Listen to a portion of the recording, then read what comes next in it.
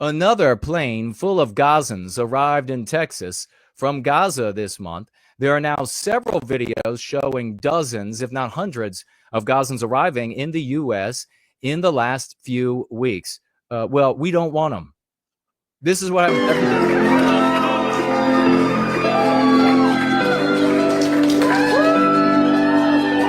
This is what happens every single time we are, as a people, our countries are forced into conflicts that are not in our interest. And then we are forced, by way of the white guilt, by way of anti-whiteism, to take these people in because they're just refugees. They're just injured. It's been happening for generations. So we're harmed when we are compelled to participate in warfare around the world that is not for our benefit, that doesn't serve our interests, that doesn't serve white well-being. And then injured again as we are forced to take, by way of the capitulation that white guilt engenders, forced to take these people from around the world. I mean, you can look back to any period of police action. I don't think anything is a war anymore. Police action, presidential decree, and you can see that almost immediately the boatloads, the plane loads, the C-5As are flying in full of these people from. Do you remember? It was just a couple of months ago that one of these guys right here in Northern Virginia, the county called Fairfax, one of these guys who were brought in because they were on the good side in Afghanistan, came to the U.S., then decided he was going to try to murder several police officers. Not far from here, right here in Northern Virginia. Now, here you have, of course, and this is something to look out for, Laura Loomer, and this account here, Vivid with his little Israeli flag. Just because they are in America and they don't want Palestinians coming here doesn't mean that we are on the same side. They don't want white well-being. Laura Loomer was a firebrand pushing for the United States, and she always will be, to serve Israel's interests in the Middle East or anywhere else around the world, for that matter.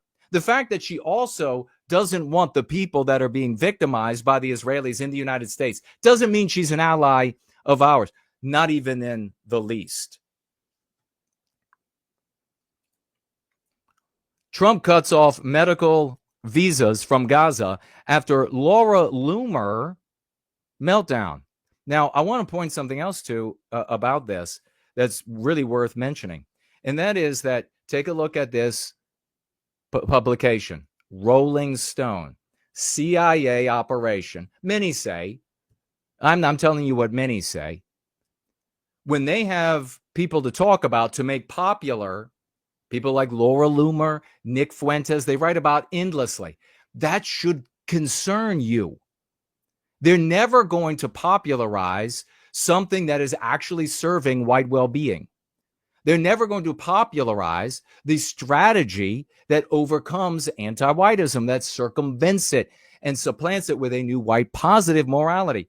No, they endlessly tell you. And so do you think it's any surprise that you appear in Newsweek, you appear in Rolling Stone, you appear in all of these places, and then you have massive popularity on social media? They are engendering that popularity. That is the purpose of these articles. The move comes after Laura Loomer, right-wing provocateur, freaked out over a video of children from Gaza coming to the U.S. for medical care. So there she is. Donald Trump stepping in and saying, oh, it's not going to let me read anymore from there. How about over here?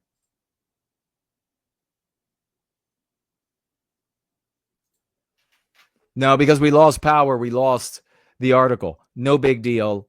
It's just talking about how Laura Loomer is this central figure. You should know who she is. You should follow her probably, because if you agree with this or anything else that she says, she's your rightful leader, thought leader, content creator on the right. That's what they're saying at Rolling Stone.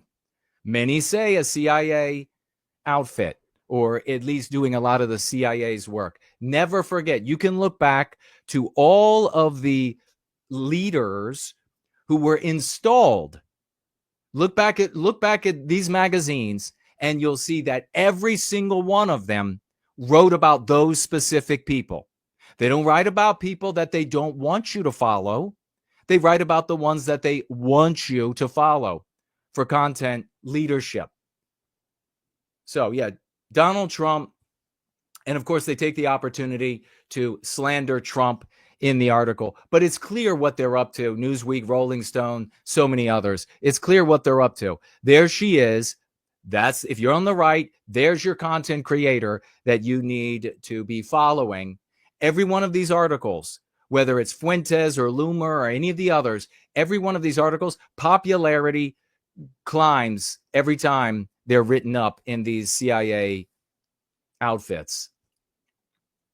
Doctors trained in foreign countries performing medicine in witch doctor-like environments are now in North Carolina, are now allowed to practice medicine on you. They could have been just days ago practicing medicine in some little blown up shit of a town in Afghanistan, across the world. Now they'll be able to practice medicine on you without having to get the previous training and licensure that was required in the United States. They claim that there are just not enough doctors. Well, what is going on with the doctoring in the United States? Now, there, of course, is an argument here about licensure and how they suppress and they keep people out with licensure. And there is, without question, a problem. They do this with everything. You could be a plumber, and they're like, no, you can't practice, you can't work the trade unless you pass through all of this testing and then get this license to be able to apply the trade and earn a living and pay us dues every single year. There's, without question, there's a problem there. At the same time, there is clearly a difference in education between the United States, even with the United States falling as rapidly as it's falling, a friggin' stone that's out of control, relative to the rest of the world, still superior to medicine in many places, a great many places around planet Earth.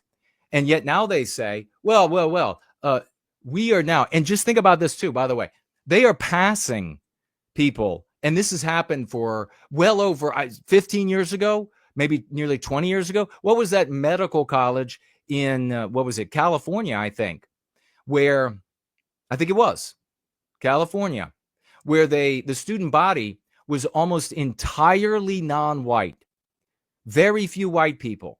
And then, for whatever reason, maybe it was because the electorate in California voted, say, no more of this preferential treatment. The subsequent year, the medical school had almost no students left because everybody had to be evaluated to return to the school on the basis of, and you'll have to look into this for yourself, maybe I don't remember it just right, on the basis of their performance rather than including their race or their economic background, which is another way to say race, on and on. So you can look that up at another time, make sure that I'm right. But this obviously is a serious problem when you are passing people for being non-white to be able to be doctors everywhere across the West. Check it out for yourself. That they then say, oh no, we have to bring in these Kabul trained doctors to work on you now because we just don't have enough doctors. What kind of treatment are you going to get? Did you ever say to yourself, you know what, I really need some medical treatment. I'm going to fly to Afghanistan. Did you ever say that? I'm going to go to Pakistan.